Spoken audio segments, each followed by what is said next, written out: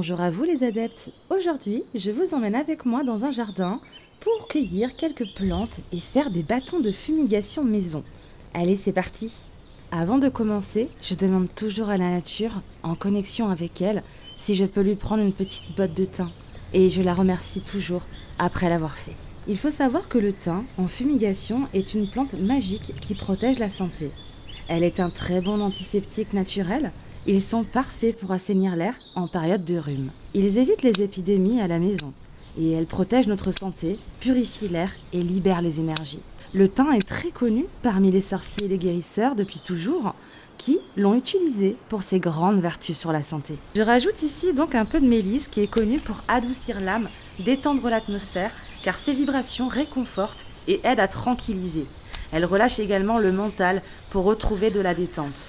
Elle aide aussi à neutraliser certaines énergies néfastes et elle est bonne pour une purification spirituelle et corporelle. C'est parti, parlons de la menthe. En fumigation, elle a un effet relaxant et calmant et décongestionnant, parfait pour nos petits poumons. Elle purifie l'air également et en plus, elle a la capacité à éloigner les énergies négatives. Et cela reste une plante facile à trouver. Puis ensuite, je décide de rajouter du romarin sauvage. Il est coutume de brûler du romarin lors de fumigation avant un rituel pour purifier un lieu ou pour créer une barrière de protection contre les énergies négatives. Il chasse d'ailleurs les mauvais esprits, porte chance et purifie l'air. Puis on passe enfin à la lavande. La lavande permet d'apaiser un lieu et d'apporter paix et sérénité. La fumigation à la lavande faciliterait les rêves prémonitoires si on la brûle dans la chambre. Une fois que votre cueillette est faite, n'hésitez pas donc à tout regrouper sur votre table, donc à faire des paquets et à les mettre ensemble tout simplement. Et une fois que tout est bien regroupé, n'oubliez pas donc votre petit fil pour bien serrer donc toutes les plantes ensemble. Alors moi personnellement à ce moment-là je n'avais pas de fil de chanvre, mais c'est vrai que c'est une des ficelles que je préfère utiliser pour la fumigation. Mais là on a utilisé un fil classique de coton, 100% coton de préférence. Voilà.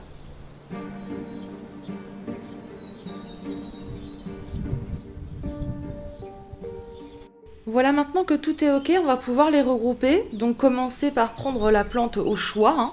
Puis vous faites comme si vous voulez faire un petit bouquet de fleurs.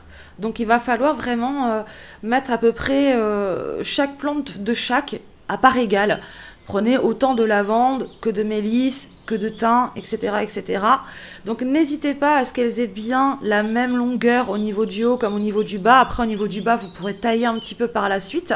Par exemple là, le thym qui est un petit peu plus court, vous voyez, je vais le mettre un petit peu plus vers le haut. Voilà, histoire de bien profiter de toutes ces vertus. Puis ensuite, j'égaliserai vers la fin.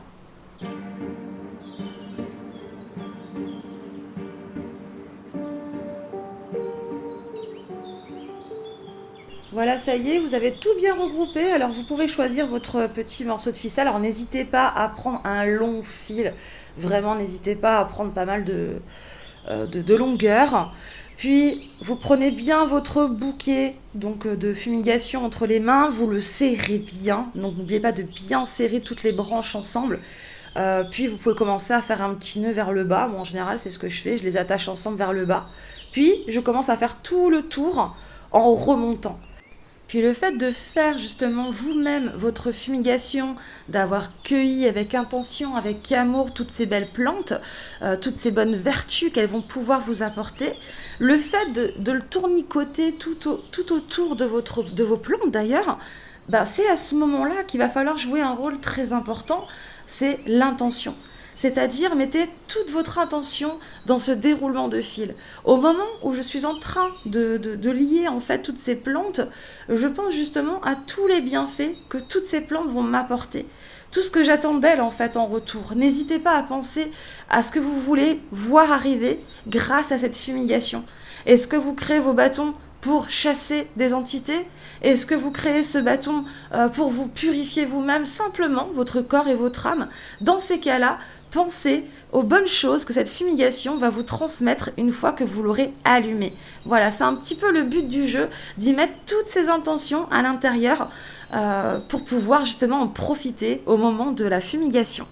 Pour le fil, pour bien serrer donc vos plantes ensemble, n'hésitez pas s'il faut refaire un deuxième tour. Moi, c'est ce que j'ai dû faire pour celle-ci parce que je trouvais qu'au niveau du haut, il y avait encore trop de lavande qui s'éparpillait.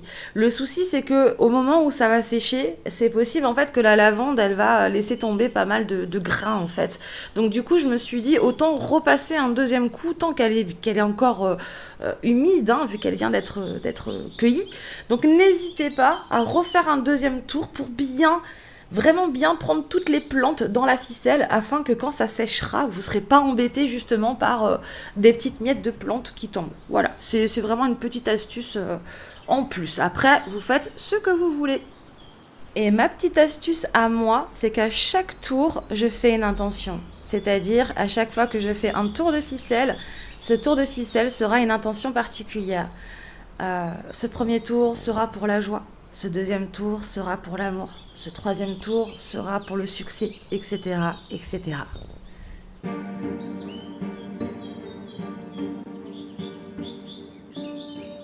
Et voilà ce que ça donne, plus ou moins. Donc là, j'ai mis assez de ficelle un petit peu partout. Il y a encore un peu de lavande, vous voyez, qui se balade un petit peu vers le haut.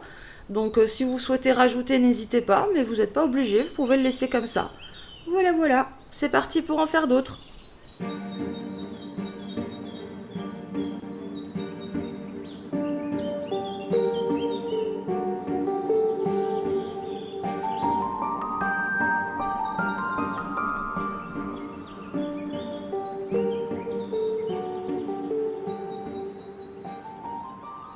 Et donc bien sûr, pour ne rien gâcher, n'hésitez pas à faire autant de bâtons de fumigation que vous avez de plantes. Voilà, vraiment ne gâchez aucune plante, c'est très important.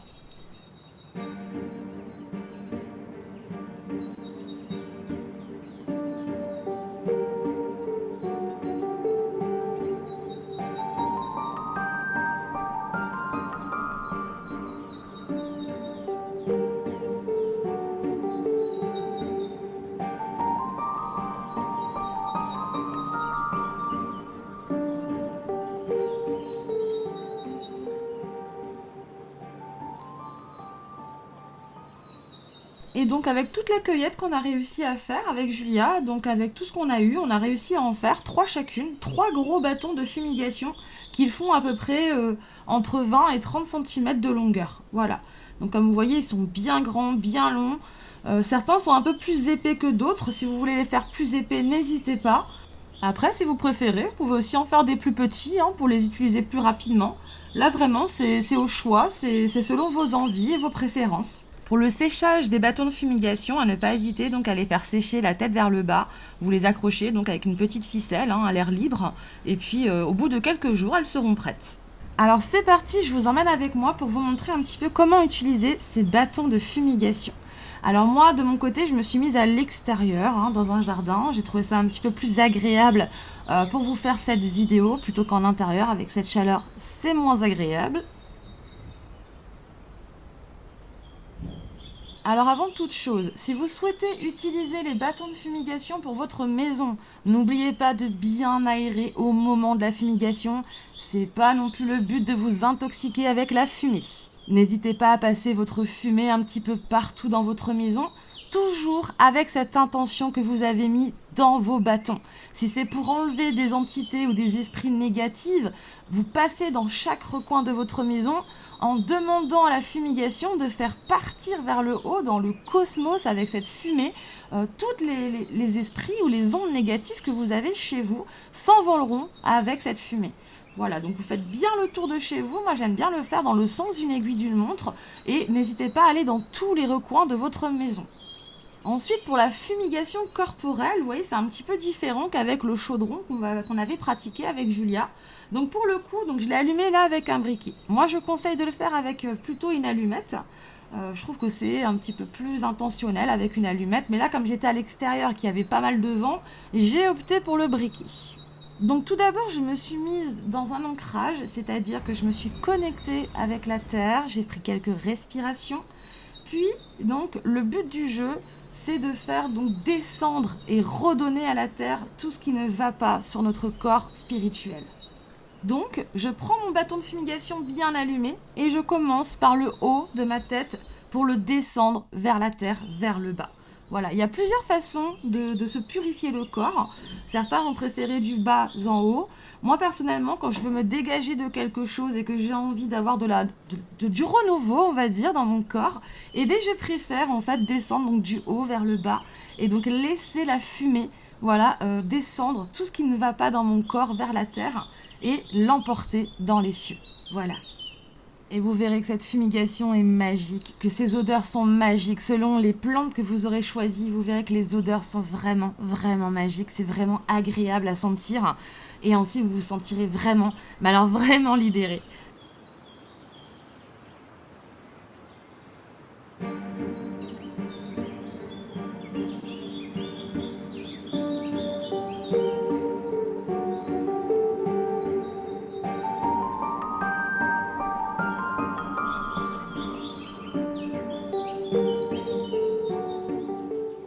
Ensuite, n'oubliez pas aussi de vous lever et de faire descendre aussi la fumée sur vos jambes, les pieds. Vraiment, n'oubliez rien au niveau de votre corps, c'est très important. Faites bien le tour de partout, que ça soit des pieds, de l'entrejambe, des cuisses, des fessiers, des bras, en dessous des bras, derrière la tête, dans la nuque. Vraiment, n'oubliez aucun recoin. C'est exactement comme la maison, il ne faut rien oublier. Et enfin, donc je termine cette purification du corps donc par une petite méditation. Donc je me reconnecte à nouveau à la terre, je laisse éteindre ce bâton de fumigation donc dans mon petit bol en bois qui est fait donc spécialement donc pour la cendre de mon bâton. Puis bien sûr, je remercie la terre, je remercie le ciel, je remercie la fumigation, je remercie tous les pouvoirs de la nature et toutes leurs vertus magiques qu'elles puissent nous apporter. Voilà, j'espère que ma vidéo sur la purification vous aura plu. N'hésitez pas à me dire un petit peu ce que vous en pensez, si vous aussi vous pratiquez la purification, si vous avez d'autres façons de pratiquer, si vous avez des conseils à me donner, d'autres façons de voir les choses, n'hésitez pas, je suis ouverte à tout commentaire. Et je vous dis donc à très bientôt.